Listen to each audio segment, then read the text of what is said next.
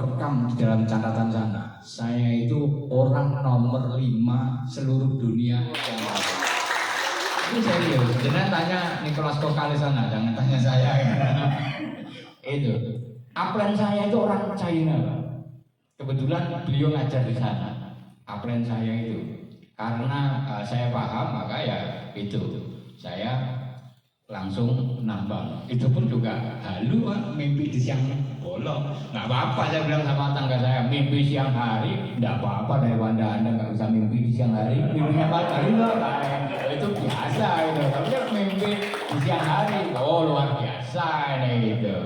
Nah, akhirnya terus nambang. Saya tidak ini ke tetangga enggak Pak, enggak tak ajak itu, ayo anu nambang penet kok ora urung halu, ora urung halah endi buktine. Lah enggak ada, saya ini dari 2019 dibully orang loh Pak. Jenengan baru 2 minggu dibully orang sampeyan. Iya toh? Loh saya ini sudah 4 tahun loh dibully orang dipercaya. Ning alhamdulillah sekarang Indonesia itu sudah berapa orang yang mau menambang Pak? Luar biasa. Ya ini adalah perjalanan Pioneer Network. Saya nomor 5 Pak orang. Kemudian saya ini menyebar link waktu itu. Saya nggak tahu kalau dari sekian banyak ini dulu ada yang ngeklik atau mungkin apa yang jenengan dulu ngeklik link saya nggak ngerti intinya kayak gitu itu loh. Apa jenengan kabeh iki asli referral saya? Aku ya ora modeng kayak gitu. Intinya ya wis pokoknya jalani saja lah. Wis rasa mikir apa sih sopo ya rasa pikir ini. Yang penting jalani saja.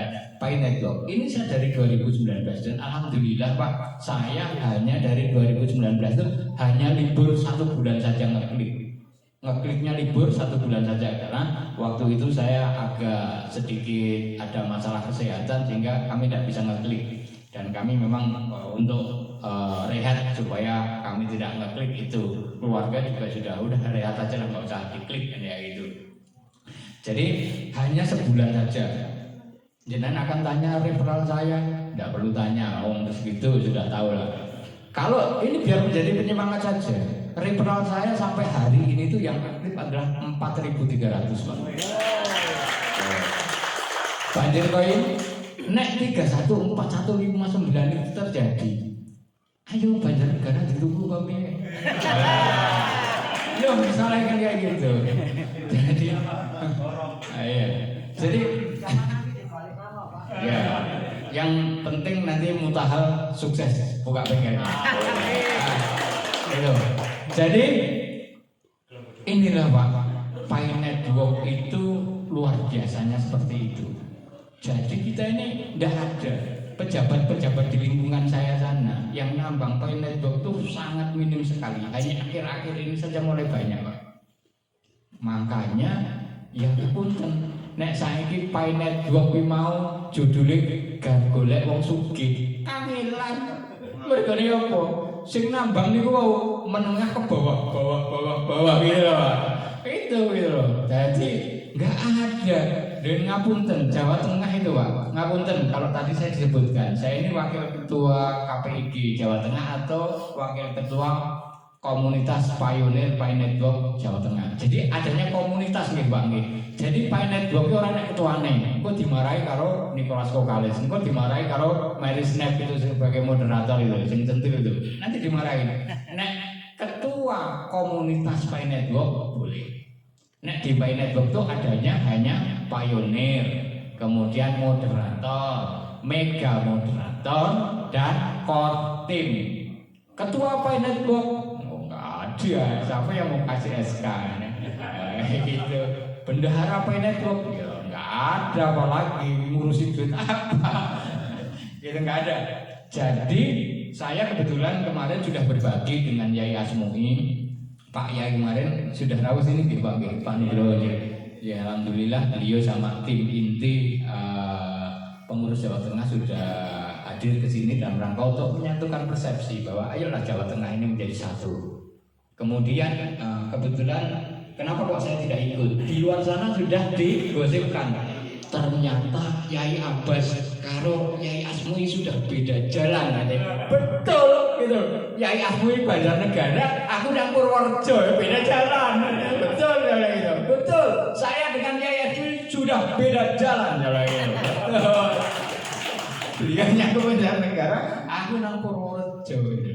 Jadi kemarin memang kenapa kok Pak? Ini saya sampaikan saja ini sebelum saya mulai. Terus ngene, jujak muter-muter sik wae nek perkara ngantuk ya ndak apa-apa, kita tidur bareng. Kenapa kok saya tidak ingat roadshow?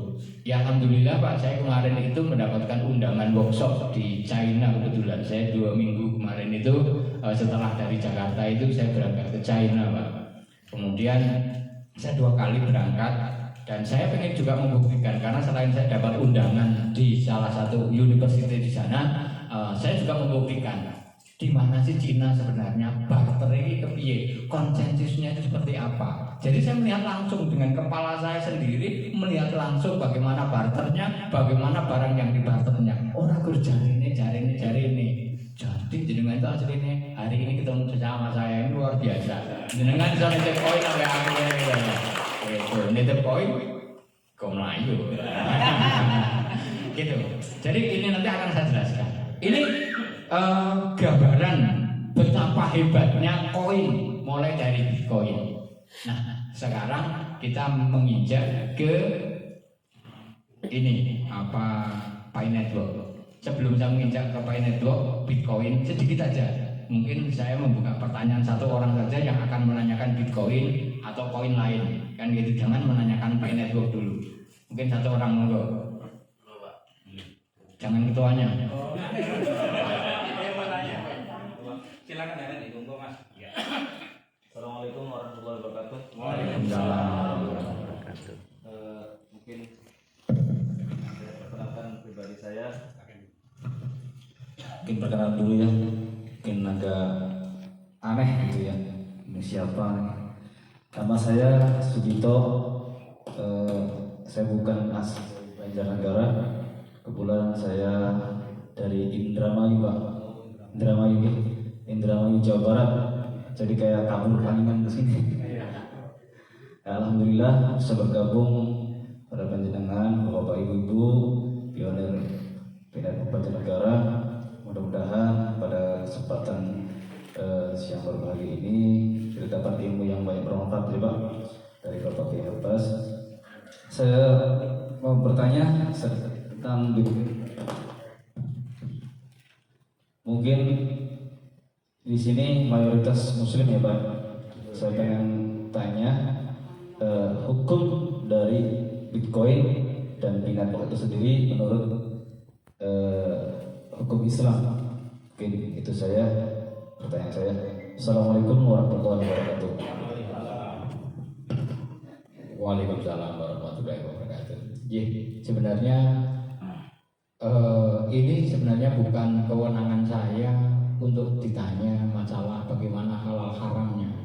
Karena negara kita ini sebenarnya sudah mempunyai sebuah lembaga yang bisa menentukan halal haram, yaitu Majelis Ulama Indonesia. Tetapi tinimbang dengan minggu malah nesu pulang, ya sedikit tak jawab walaupun ini janjinya bukan ranah saya untuk menjawab ya. Jadi ceritanya begini Pak, di Indonesia itu peraturan regulasi yang ada di pemerintah kita, alat beli itu adalah rupiah. Harus dicatat bahwa alat beli itu adalah rupiah. Kemudian di zamannya Rasulullah itu ada barter Pak. Barter itu antara barang dengan barang. Kemudian antara pokoknya barang dengan barang itu seperti itu barter ya. Saya mau menjelaskan agak lebih rumit. Pokoknya antara barang dengan barang. Zamannya Rasulullah ada. Wah kadoan zamannya Rasulullah, zamannya Presiden kita Habibie. Itu pernah barter pesawat dengan apa?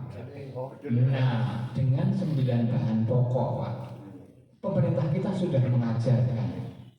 Kemudian Bitcoin sendiri itu adalah kripto. Kripto itu sebenarnya sejenis kripto yang apa ya Pak? Warnanya apa? Jenis kelaminnya apa ya? Bingung gitu loh. Jadi kripto itu adalah sebuah rekayasa digital sebenarnya. Kripto itu adalah rekayasa digital yang mana itu ada mempunyai nilai Pak. Itu kripto. Bitcoin namanya kripto aset. Kripto aset bila masuk ke Indonesia, maka yang ngurusi bukan BI, bukan Bank Indonesia, yang ngurusi adalah Bapepti. Itu namanya nantinya masuknya ke kripto aset. Jadi kalau kita punya Bitcoin, itu namanya kita punya kripto aset, namanya Bitcoin. Karena ini aset, maka aset itu bisa dijual, bisa ditukar dengan rupiah, bisa ditukar dengan dolar. Kayak gitu, karena ini adalah kripto aset. Lah, sekarang permasalahannya ini halal atau haram?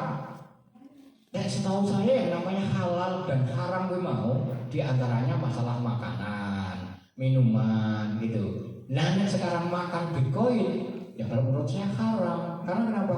Orang jelas yang dipakan apa nih? Bentuknya orang cetok, ada panggone nang endi, kayak gitu. Ya kan? Ya itu haram. Orang kan dipangan, gitu loh. Yang bisa dimakan aja belum jelas halal haramnya, apalagi itu ya nggak jelas itu.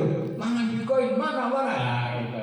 Jadi masalah Bitcoin ini adalah hal yang gaib karena ini adalah ilmu dan teknologi. Jadi kalau seandainya Rasulullah sendiri sudah mengatakan bahwa masalah dunia itu adalah urusanmu, tapi masalah akidah ini jelas. Yang haram ya sesuai dengan apa yang dikatakan Tuhanmu, yang haram halal itu bagaimana kata Tuhanmu. Kan begitu. Masalah sekarang Bitcoin halal, Bitcoin haram. Pertanyaannya, Anda sekarang ini menggunakan produknya, ini produknya orang kafir apa produknya orang muslim? Numpak motor ini Yamaha apa Yamahmud? Nek Yamahmud kuwi produknya Arab Saudi muslim, Yamaha kuwi produknya Jepang. Lah kira-kira jenengan naik motor kesana sini sana sini nganggo barangnya orang mesti nganggo bismillah lho kira kita. Beda gitu. Itu halal atau haram? Haram lah itu motornya dipangan, nek ditopaki ya ora. Masa motornya dipangan gitu. Nah masalah Bitcoin ini seperti apa? Ayo kita berpikir landai saja. Wis ora usah mikir ngono kuwi, sik ngono wis enek sing mikir di sana. Karena enggak komitmen pemerintah kita. Kemarin mengatakan bahwa Bitcoin itu adalah haram. Ya mergane mangan ya ora iso mau haram gitu. Bagaimana narik pajaknya gimana? Sulit ini. Begitu sekarang sudah bisa narik pajaknya. Dikatakan sekarang halal. Aneh kan? Nah halal haram itu menurut siapa? Menurut pajak menurut saya. Begitu kena pajak halal sekarang. Indonesia boleh Bitcoin halal ya. Karena apa? Masuk kripto aset dan ada pajaknya. Gitu. Nah kemudian untuk selanjutnya, wah ini juga tidak jelas. Terus masa mikir aneh-aneh lah. Wong muslim itu banyak mikir sing gampang-gampang wae. Terus mumet-mumet gitu loh. Wah, Coca-Cola kuwi haram. Lah nek wong seneng ngombe Coca-Cola dikatakan haram. Anda harus bisa membuat produk sejenis Coca-Cola yang halal dari muslim. Setuju enggak? Pak Yonan harus bisa. Nah itu baru namanya ada solusi kayak gitu. Sementara digitalisasi ini sudah mulai Pak, sudah mulai. Nun sewu. Pertanyaannya, jenengan nganggo handphone kira-kira seberang tahun? Pertanyaannya, pulsa aslinya lanang apa wadon sih? Ayo, ibu-ibu, ayo. Lanang apa wadon? Nek kira-kira ditunggu halal apa haram? Nek itu dikatakan haram, masalahnya nanti. Nek itu dikatakan halal, masalahnya di mana? Akhirnya dia bingung. Dan aku ngomong haram, aku yang bisa nelpon begitu. Akhirnya kan hanya kepentingan itu bisa mengatakan halal haram. Maka saya bilang ini hanya sekedar jawaban saya. Sebenarnya yang berhak menjawab adalah beliaunya dari Majelis Ulama Indonesia. Jadi kalau seandainya seandainya kita ini tidak Muslim itu tidak belajar ke depan ke sana, kita akan ketinggalan, saudaraku. Kita akan ketinggalan. Kita hanya berputar di situ-situ saja gitu loh. Wah ini daging kiring, ini halal apa haram? Ora gagas daging kiring, daging ayam bae akeh loh itu. Aneh-aneh kadang-kadang kita ini. Enggak dipikir. Nah, Bitcoin bagaimana? Kita jalani saja. Nek jenengan rasa belum nambang, orang saya nambang saya bilang kayak gitu. Jenengan nambang Bitcoin sekarang saya bilang haram. Karena kenapa? Jenengan perlu 450 juta untuk membeli rig untuk bisa nambang di Bitcoin. Nek jenengan nambang Bitcoin pakai handphone, jenengan dihapusi kayak gitu. Maka saya yang bilang nih ya, nambang Bitcoin saat ini haram. Karena jenengan kudu ngetok duit 450 juta. Tinimbang sertifikat kendang ya kobaran mendingan ora sak nambang gitu. Jadi regulasinya kripto aset masalah Bitcoin. Jadi sementara pemerintah Indonesia sudah mengakui Bitcoin itu dan itu bisa beredar di Indonesia. Biasanya kalau sudah bisa beredar di Indonesia secara sah itu dinamakan halal. Gitu. Mudah-mudahan penjelasan saya ini tidak menyakitkan hati. Nek memang sakit ya ayo coba bareng-bareng. Jadi bukan kayak, aku kan kayak ini cakap ya, gitu aja ya. Wah, jadi Yai Abbas ora pantes diundang. Beno muntahal kleru, beno celelean wong ngene iki. Enggak, ya kita intermezzo saja. Kita cerita sekarang materi Pi Network. Pi Network itu mulai ada itu di tahun 2019, bukan 2018. Penggagasnya Pi Network itu dari 2004. Jadi Pi Network itu sudah digagas oleh Mr. Nicholas Kokalej itu dari 2004. Sudah diuji terus, akhirnya rilis tahun 2019. Bagi jenengan yang tidak bisa nambang 2019, tidak apa-apa. Hari ini masih ada kesempatan. Nek jenengan pengen nambang di tahun 2019, maka carilah waktu yang bisa untuk mundur. Bicara sama Doraemon. Pi Network, Bapak Ibu sekalian, itu adalah cryptocurrency. Cryptocurrency harus diingat ya. Cryptocurrency itu sama dengan digital currency. Cryptocurrency itu sama dengan digital currency. Digital currency itu sama dengan uang digital.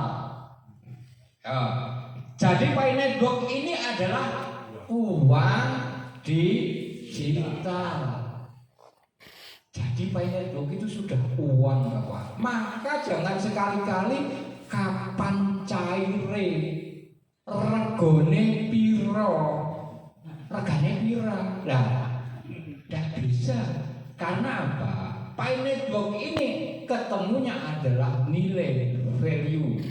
Value mau bahasanya wong Wonogiri sana itu namanya nilai bahasa Indonesia.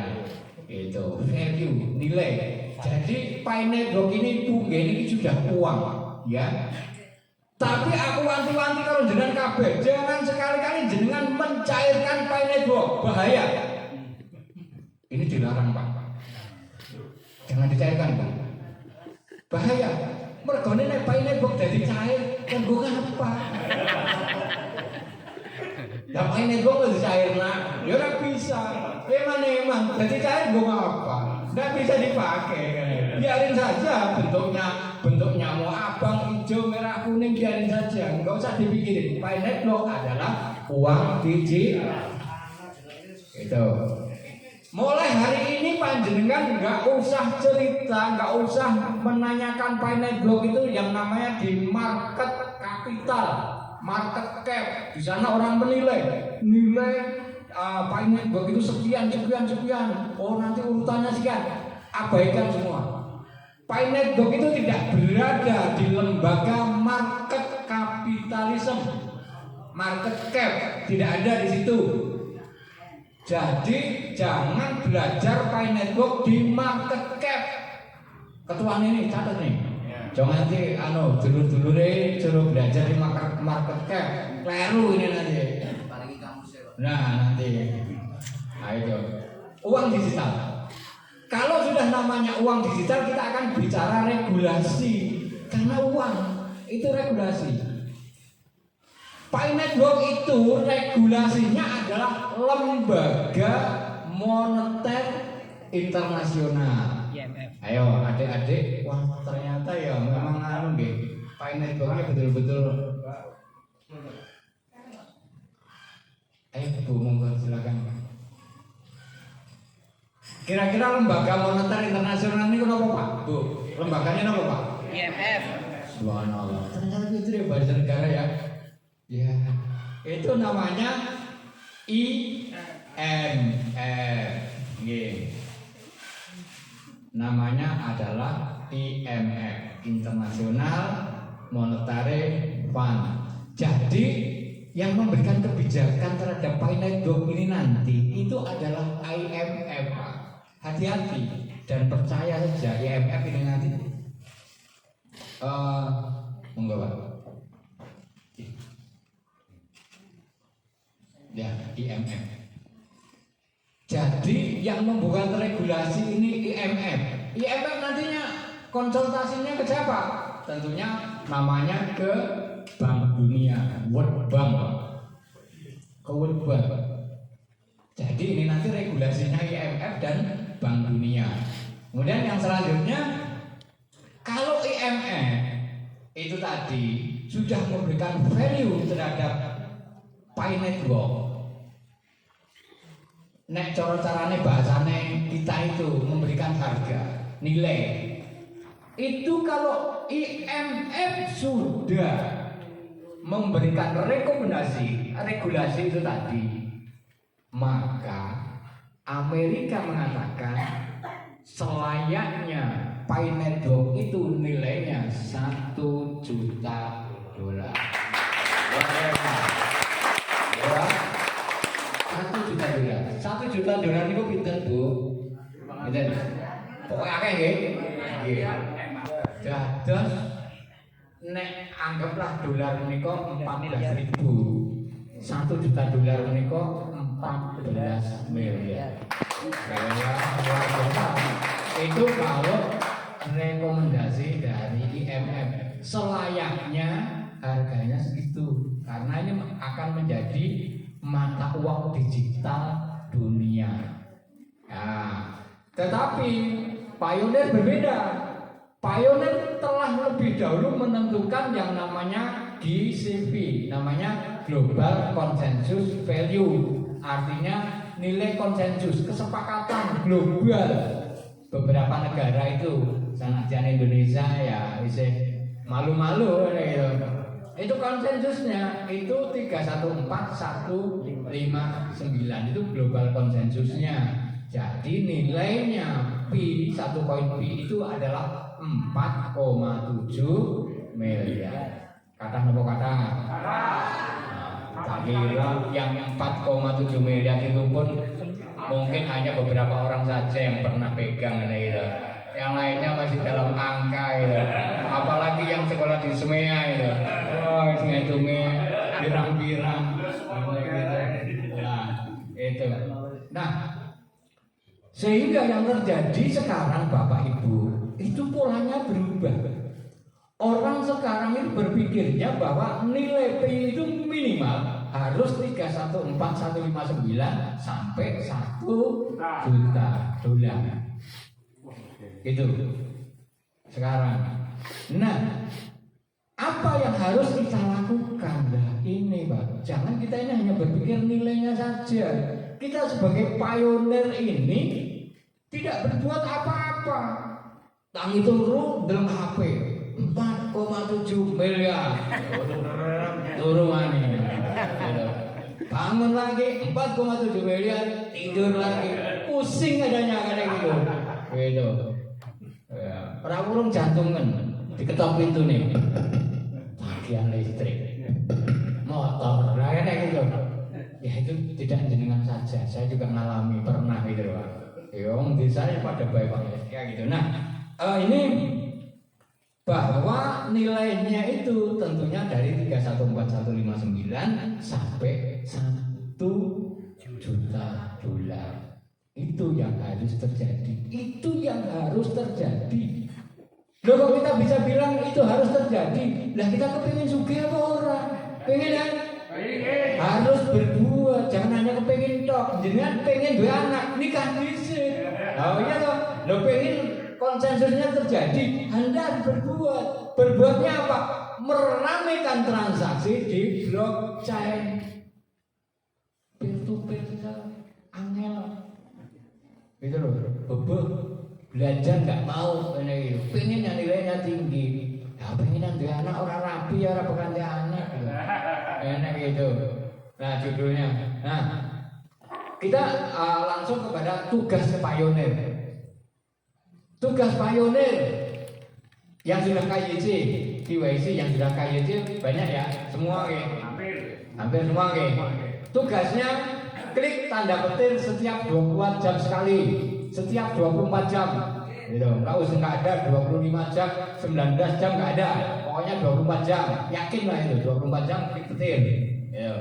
Kemudian yang kedua menjaga prasasti dan menyimpan dengan baik. Nek gur menjaga tok orang disimpan dengan baik ya salah. Menjaga terus disimpan dengan baik. Itu kalau di grup dilaminating, diweken berangkas lah ya. Pokoknya jenengan yang bisa menjaga, menyimpan dengan baik, jenengan yang tahu.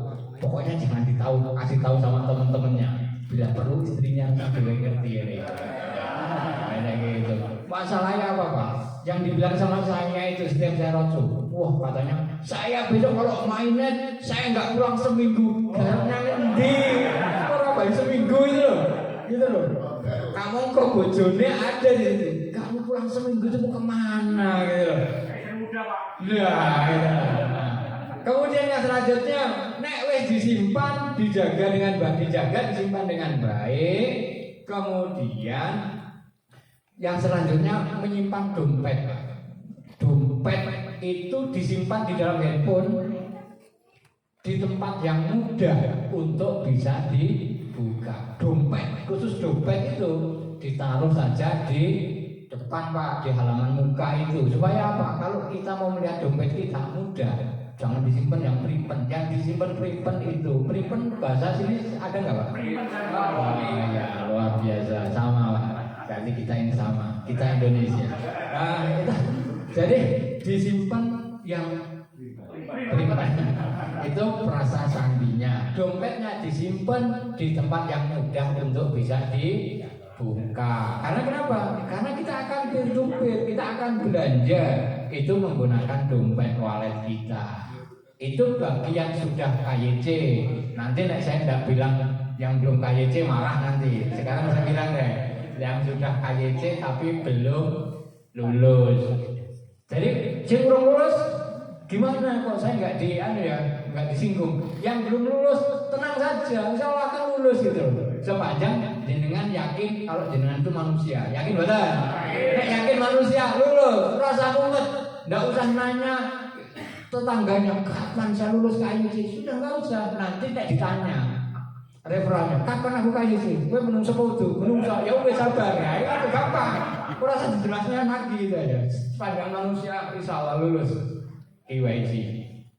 Kemudian jika sudah KYC belum lulus, apa yang dilakukan? Orang sah mumet-mumet.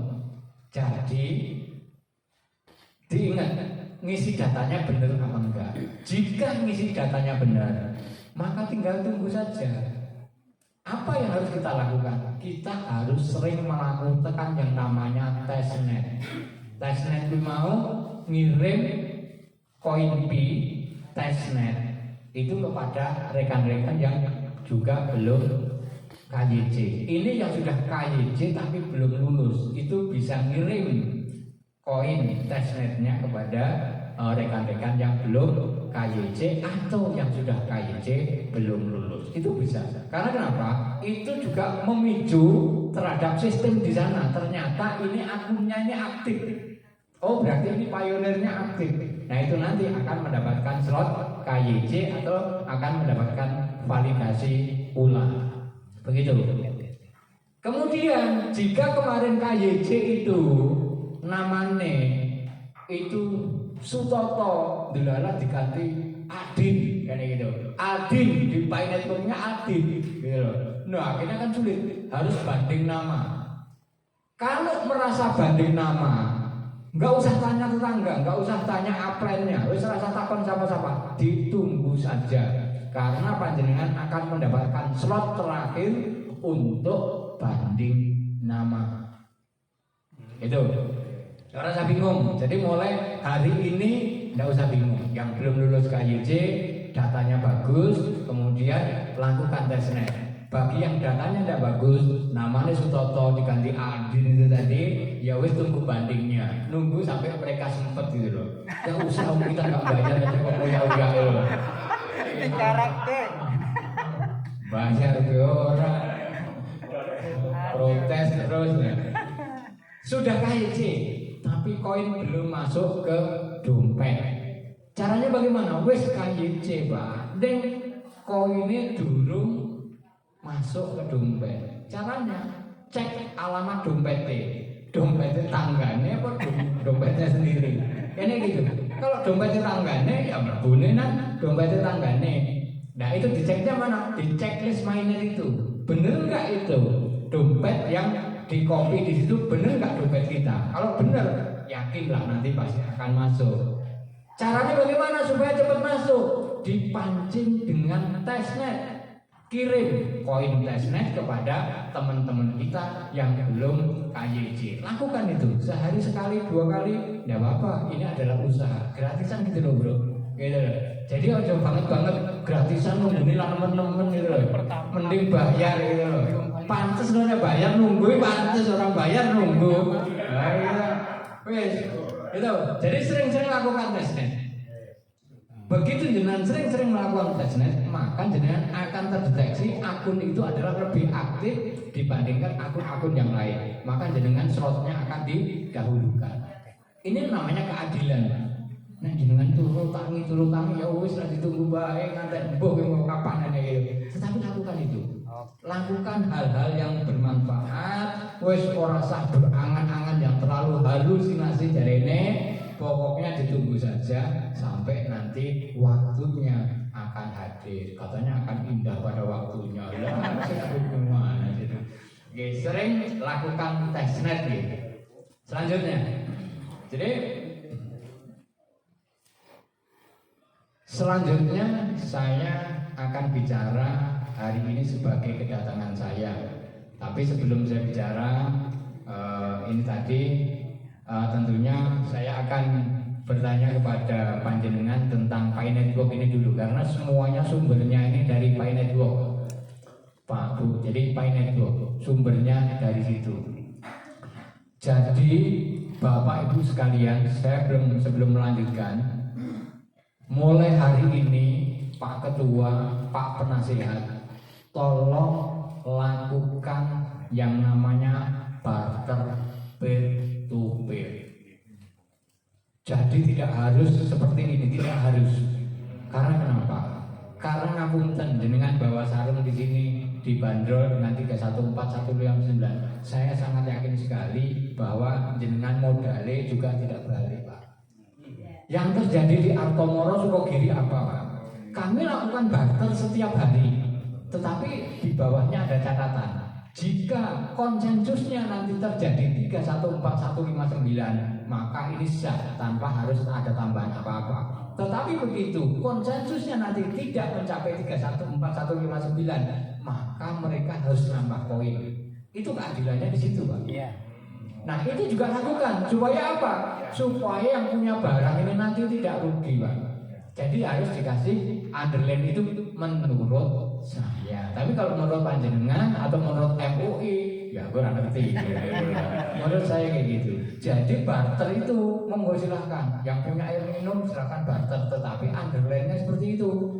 Nek ini konsensusnya 314.159. Ternyata nanti begitu konsensusnya itu hanya sekian, ya harus nambah koin PI supaya apa? Mereka tidak terzolimi Pak yang menjual barang itu. Kayak gitu. Karena ini sesuatu yang masih subhat Pak. Jadi ini penting Pak. Karena kenapa? Karena ya biar mereka tidak ruginya ya banget. Kemudian ya kalau sudah ikhlas ya alhamdulillah. Tetapi ya itu tadi Pak, kita ini sebenarnya melakukan barter yang memang belum jelas ada aturannya. Hanya konsensus global saja Pak. Tetapi akan lebih baik kalau dilakukan seperti itu di Wonogiri. Dulu orang nggak mau Pak barter itu Pak. Karena kenapa? Karena waduh saya rugi ini nanti. Karena manusiawi Pak. Mungkin dari 1.000 orang, mungkin yang ikhlas itu berapa orang begitu? Kebanyakan ya nggak ikhlas itu. Saya sendiri nggak ikhlas loh, Bapak tahu Pak? Ini di Wonogiri sana Pak. Itu ada namanya rumah makan. Rumah makan itu namanya Sri Boga Pak. Itu makan di sana itu konsensus 314 159 Pak makan. Tetapi kadang-kadang pionir ini nakal Pak. Lah kok arisan di rumah itu pesennya itu satu akun di Sri Boga 40 porsi hanya satu akun Pak menggunakan itu kan artinya kan memanfaatkan Pak.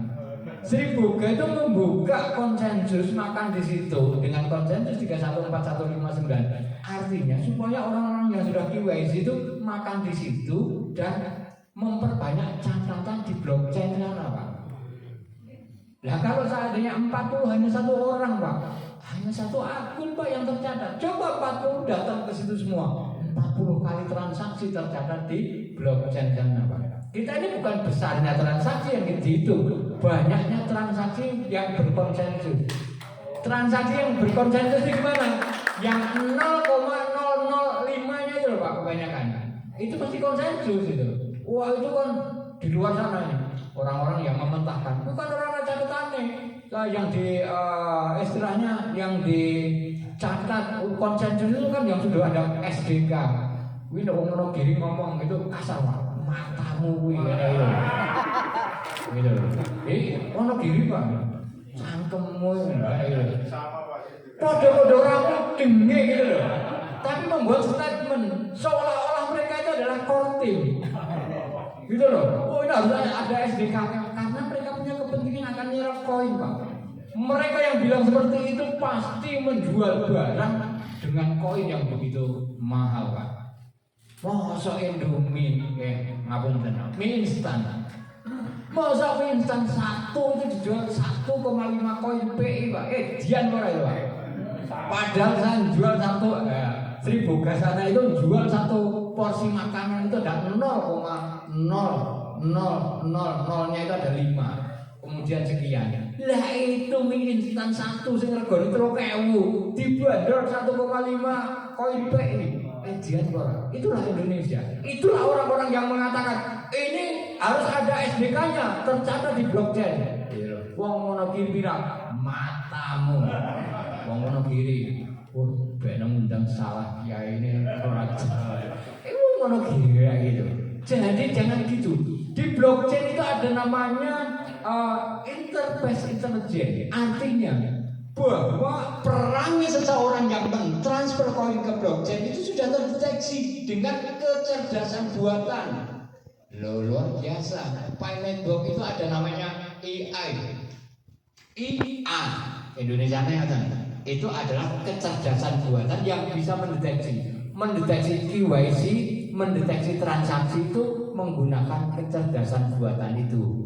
Maka Pi Network ini ada namanya smart contract, kontrak pintar. Dikala dengan nanda tangani poin 7 di mainnet itu adalah smart contract, kontrak pintar dengan menandatangani. Ini adalah kontrak pintar dan itu sah. Nah, jadi kita tidak perlu woro-woro, kita tidak perlu SDK untuk konsensus 314-159. Judulnya wajib, ini bukan haram lagi, wajib bagi pioner yang sudah KYC melakukan peer to peer. Caranya apa? Karo tanggane, sing rokok, yang rokok, bawa rokok, bawa kopi, ya sudah peer to peer, ini gitu. Ya sanajan apa istilahnya koinnya sekarang gini. Saya sama Pak Triyono ini merokok nih. Saya mau Pak Triyono merokok. Saya ngopi. Pak Triyono ini menyediakan kopi, saya memberikan rokok Pak Triyono. Ya sudah, Pak Triyono membeli rokoknya, itu transfer koin ke saya. Kemudian kopinya juga sama kayak gitu. Itu lakukan, yang sebanding harganya. Contohnya seperti ini saja lah. Pak Triyono dengan saya perlu telur. Pak Triyono beli telur 3.000 harganya. Saya beli mie instan 6.000 harganya. Pak Triyono beli telur 2 harganya 6.000. Saya beli mie instan 2 itu harganya 6.000. Lakukan barter dengan saya dengan Pak Triyono. Aku barter telur dengan koin Pi, Pak Triyono barter mie dengan koin Pi. Itu sudah melakukan barter P2P. Hal yang mudah bisa kita lakukan.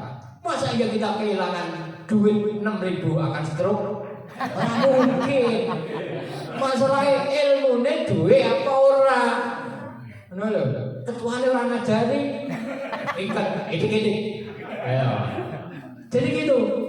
Perlu garam, perlu cabai, sudah. Si A beli cabai, beli garam yang kira-kira nilainya sama. Ya sudah lagi kita kehilangan 10.000 sehari lah untuk barter. Gak apa-apa. Yang penting 0,00 sekian itu biar tercatat di sana di blockchain itu kita ini berkonsensus. Itu yang harus kita lakukan kalau kita betul-betul ingin konsensus itu berlaku. Ayo ramekan di sana, gitu loh. Jadi setiap hari harus dilakukan supaya di blockchain sana tercatat. Kami Pak Wonogiri, Sukogiri atau Morodo melakukan setiap hari seperti itu Pak. Kami ke tempat teman, ya sudah. Lawang kita ini kadang-kadang pelit Pak, orang sadar. Jenengan tuh daftar koin Pi, daftar di Pi, dapat hadiah berapa? Koinnya 1 Pak. Dapat hadiah 1 itu gunakan untuk peer to peer Pak, 1 koin habiskan. Loh kita ini nggak sadar oleh hadiah nih menang oleh hadiah. Ini gitu, boleh aja pelit-pelit. Ya itu, dapat hadiah gunakan itu untuk peer to peer, untuk meramaikan blockchain sana. Saat ini tidak ada kata lain kecuali kita harus peer to peer. Harganya sudah jelas 31 dari 314 159 sampai 1 juta. Tetapi ini perlu bukti, dibukti nih. Purwo dadi kotane, cek dadi nyatane Mas Bro. Cek dadi nyatane, gitu loh. Nyatane gembar-gembar itu 14 159, yes. Buktinya apa? Enggak ada, ngapusi loh. Tapi ngapunten, ternyata saya juga tertipu ini sama orang Banjarnegara. Gimana saya nggak tertipu Pak? Dan orang Banjarnegara itu jualan dawet di tempat saya, asli Pak ini Pak. Namanya Mas Parjiman, ada di Banjarnegara Parjiman ada. Di Wonogiri itu jual dawet di gerobaknya itu, dawet ayu. Begitulah deleng. Ternyata Mas Parjiman gitu. Lo ngapusi sampean gitu. Lo ayu kok Parjiman gitu. Ayu yang menik. Aku kayak gitu. Nah, artinya jangan menipu blockchain. Jangan menipu sistem. Kita ingin konsensusnya 314159, lakukan peer to peer, nyatakan pasar itu bahwa konsensus itu berjalan. Dan pasarnya orang melaku Pak, bagaimana penilaian? Bagaimana mau ditetapkan nilai konsensus global itu? Gitu. Jadi ini menjadi catatan. Pak Ketua dan Pak Penasehat, pionirnya dilakukan peer to peer. Nek ora gelem peer to peer, Pak, boleh surat pindah kowe, Pak. Ya, pindahnya nanti ke Megaland, Sukogiri, Pak. Itu peer to peer. Jadi dilakukan, segera lakukan. Kalau panjenengan kepingin mainnet terbuka, segera terlaksana. Itu kuncinya. Mau nggak? Mau. Nah, ini mau. Itu maunya. Mau, Ibu? Ngerti nggak peer to peer? Oh, ngerti nggak? Luar biasa. Ini anak buahnya Pak Muntal ya luar biasa. Ya orang percuma ini apa memaksa untuk datang ke sini saya. Ya. Saya nggak ngerti ini nanti amplopnya isinya berapa.